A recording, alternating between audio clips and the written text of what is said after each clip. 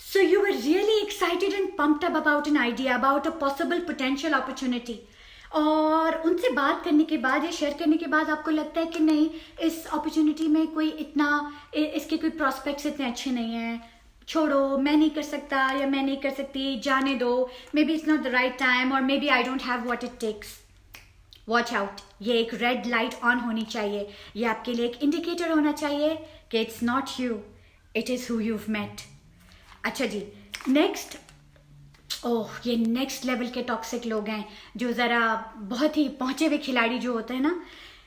अगर किसी से मिलने के बाद you are feeling unloved, unwanted, आप किसी ग्रुप में अपने आप को एक मिसफिट फील करने लगते हैं, डिसोरिएंटेड फील करने लगते हैं, आप you cast another glance at your self outwardly and inwardly, कि आपको लगता है कि you are not living up to the standards of a particular group, of a particular social setting.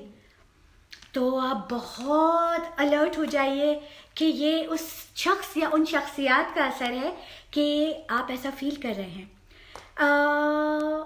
And they do it repeatedly because this is a pattern. It's not a once-off thing. They are going to do this again and again because they are conditioned to do that. They are programmed to do that.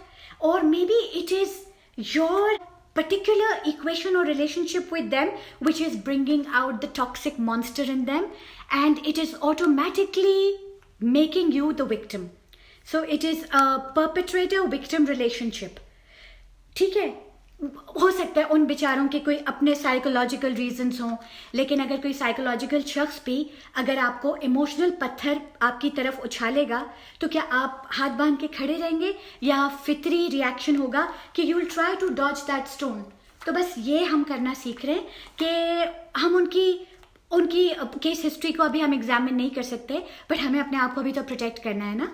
तो ये वाली बात. अच्छा जनाब, अब action plan के बचाव और डील कैसे किया जाए, और करना ऐसे है कि बहुत टैक्टफुली करना है, कॉन्फ्रंटेशन अवॉइड करनी है. इन लोगों के साथ, टॉक्सिक पीपल के साथ रीजनिंग, जस्टिफिकेशन, असल में ऐसे यूं था लेकिन आपने उस वक्त यूं किया, मैं तो ऐसा नहीं कहती, आपने ऐसे समझा, this won't work with them. They are in a completely different zone altogether, and reasoning, talking things out with such toxic people, it hardly works. Maybe in your unique situation it might. I won't recommend it. Okay? तो मैं तो वो बताऊंगी और वो share करूंगी जो मुझे सही लगता है.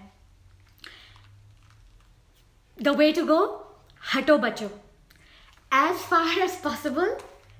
के एक्सेप्टेबली आप कर भी सकते हैं.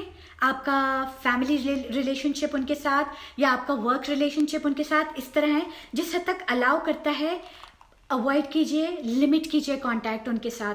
अवॉइड कीजिए कि आपके उनके साथ बहुत ज़्यादा डिटेल्ड और इन डेप्थ कॉन्वर्सेशंस हों.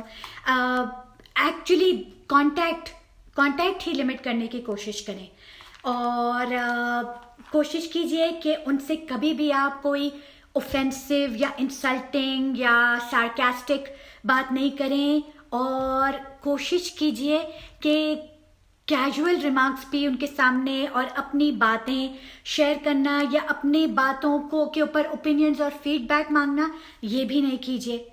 Just try to stay in as shallow waters as you can. No swimming in deep waters with them. By deep waters I mean in-depth conversations, details, मामलात की कुछ भी नहीं. बिल्कुल आप कैसे हैं, खैर खैरियत, मौसम का हाल, घर वाले ठीक हैं, दैट्स इट. ओके. लेकिन अगर ये कोई फैमिली मेंबर है जिससे आप इतना ज़्यादा किनारे किनारे पे नहीं रह सकते और आपको उनसे एक्चुअली डील करना ही है, there'll be close contact also, and there will be conversations which will be pretty much entangled, and there'll be questions and answers from both sides and you cannot evade or dodge that.